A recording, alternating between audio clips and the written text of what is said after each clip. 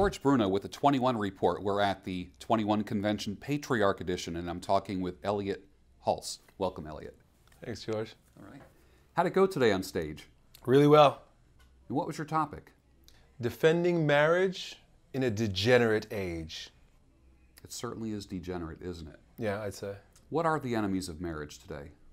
Well, I went through a list of about 10, and I began with one that I learned here in the manosphere from Rollo Tomasi, and he refers to the female primary social order, something of that effect. Mm-hmm. Hypergamy, unchecked hypergamy, it's one big part of it.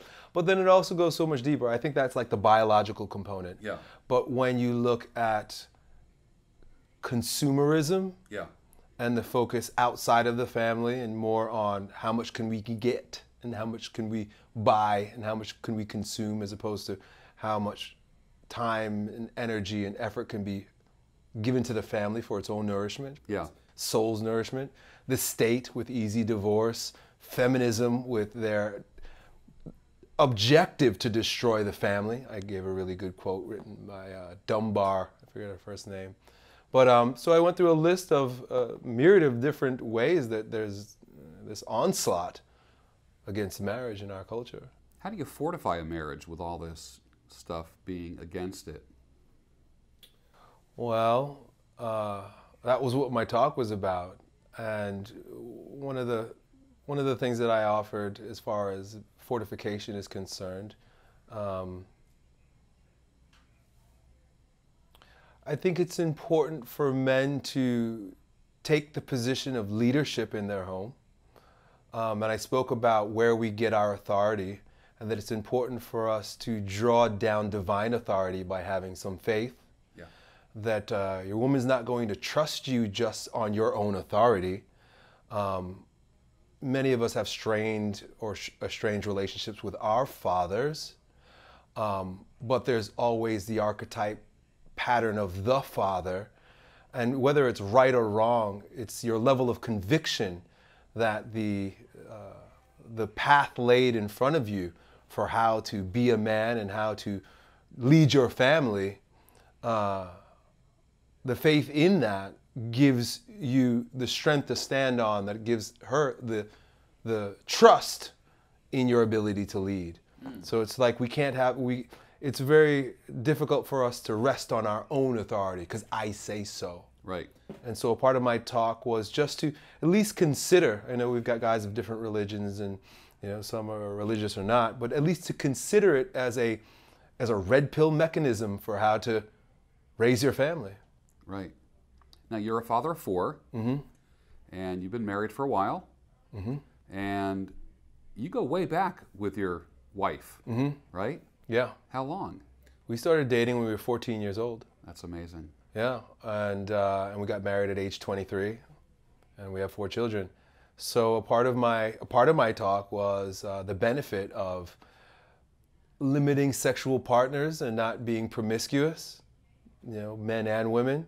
Of course, I have to be an advocate for dating and marrying early. I did it and it worked. And I laid out all the reasons why it worked, and so that's pretty awesome. I think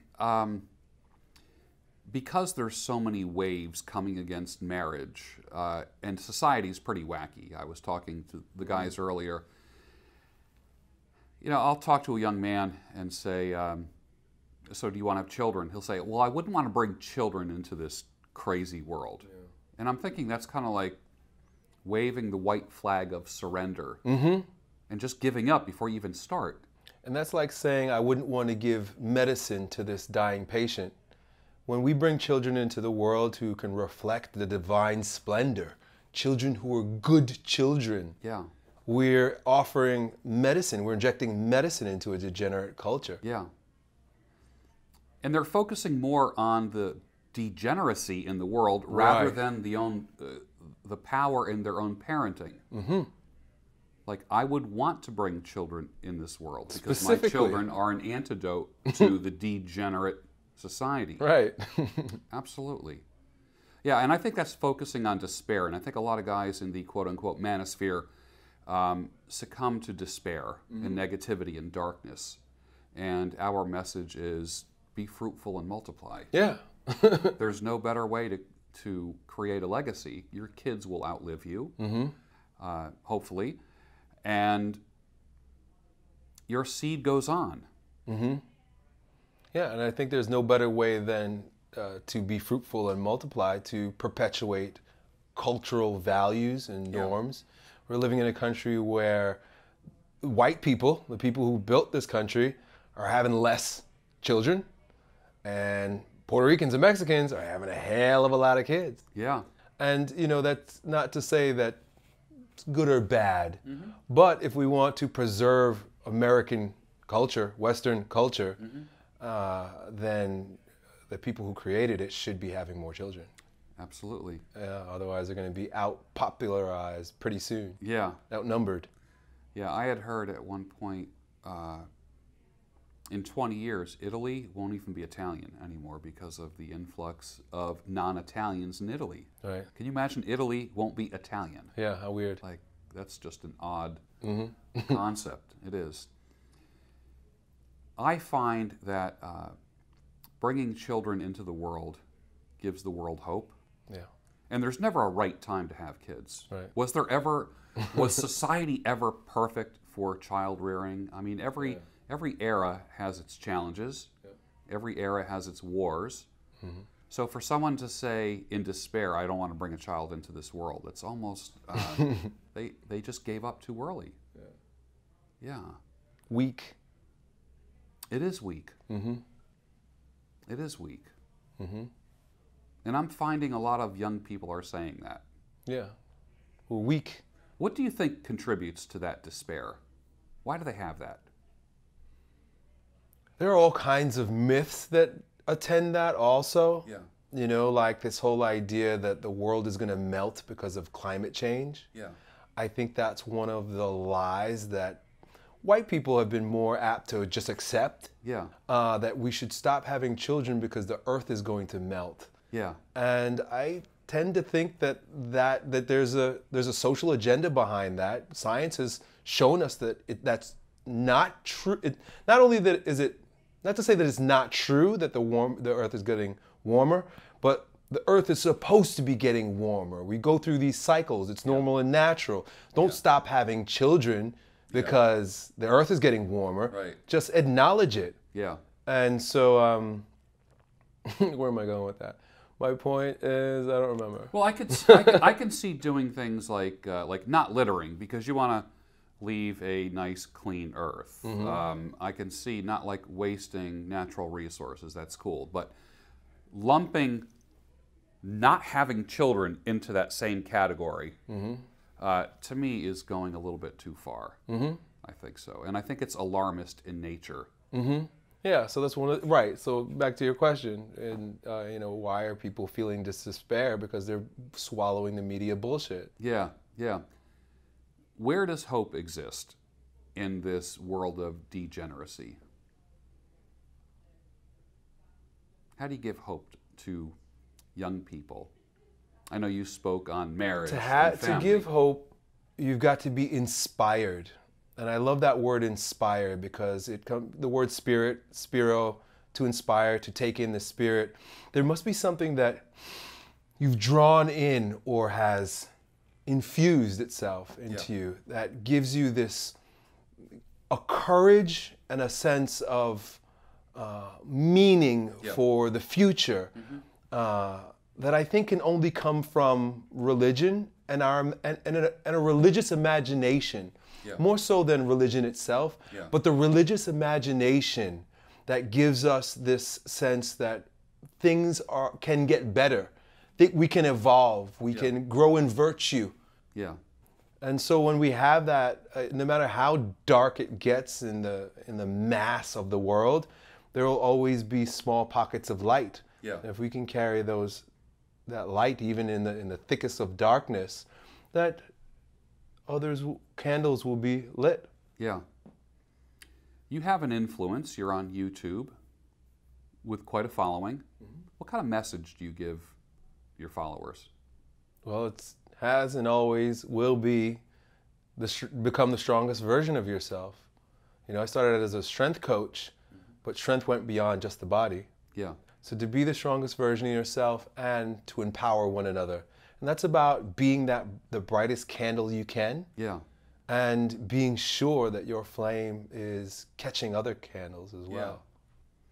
Yeah. I've watched you on shows like the Redman Group. And wow, what in addition to that group of men, the perspective that you bring changes the flavor of the Redman Group it kind of strengthens it, I think. It's not all about picking up women. It's not all about the single life and going wide. Right. It's about going deep. And I think you bring a depth to that conversation. That's what I noticed. That was one of the first things that I noticed. Yeah, thank you. Was a depth. Yeah, absolutely. How do you like the convention so far? I love it. And I love what it stands for more than anything, what it means. Yes. It's a sign of the times. It's needed, isn't it? Mm-hmm. Yeah, it is. Who have you connected with here that you feel that you will stay connected with in the future? Oh, well, I really enjoyed both the talks and then individual conversations with Steve the Dean Williams. Steve! Yeah. You know what's interesting about Steve? He talk about legacy. And actually, he and Tanner both said something. And I interviewed Tanner this morning and Steve yesterday. And Tanner would say to his kids, "You're a guzzy." Tanner Guzzy would say, "You're a guzzy. Act like it." Steve Williams would say, "You are a Williams." Like when he finds his children acting weak, "You are a Williams."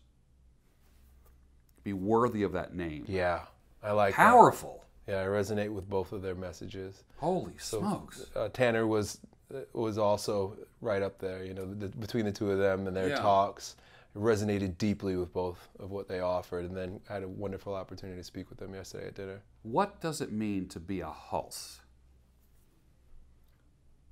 To be strong. That's the first thing that comes to mind and comes to heart. Hulse is about courage. It's about strength. It's about determination and forward momentum. Yeah. And stalwartness, steadfastness. You know, it's very vigorous. I've noticed 3 or 4 times during this talk already, you've taken deep breaths to empower yourself. It's like breathing charges you up. Some people, one of the biggest things that I notice with people is that they breathe very shallow. You and air are good friends. You and oxygen seem to be good friends. I'm a fire sign. Oxygen and fire, baby. Oxygen. Yeah, I noticed that. I noticed that.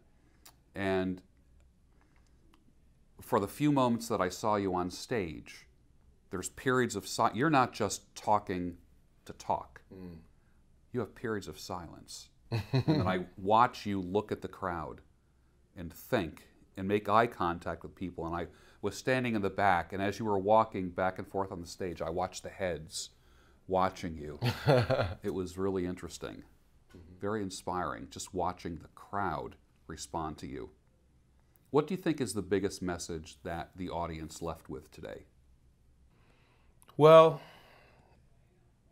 what I was hoping was to instill a sense of dignity in the marriage archetype. Yeah.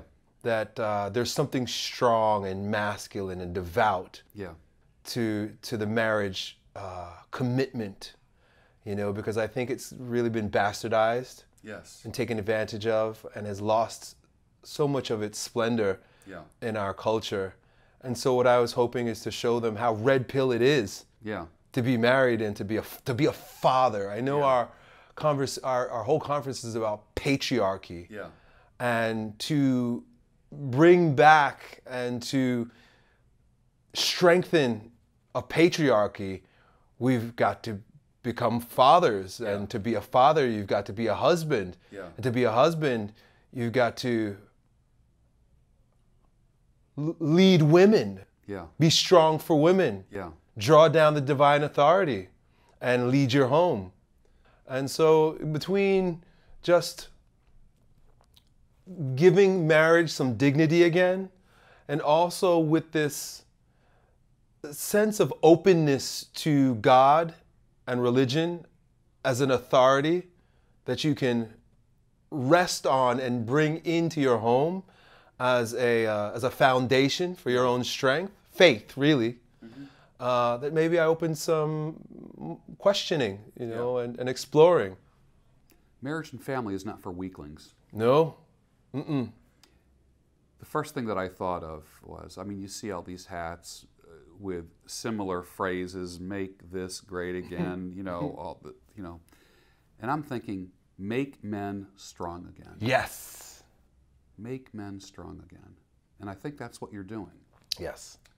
I notice that when attendees stand around you, like everyone has their little moments with the speakers in the social areas, after the speeches, in the evenings and stuff like that. When people are around you, they stand taller. Is that right? Yeah. Yeah. Their posture is better. Yeah. And they tend to mirror you. And you are making men strong again. I observed it. And I needed to tell you that. Thank you. It's very, very obvious. It's noticeable. Elliott Hulse. Find him on YouTube. Thank you, Elliott. Thank you, George.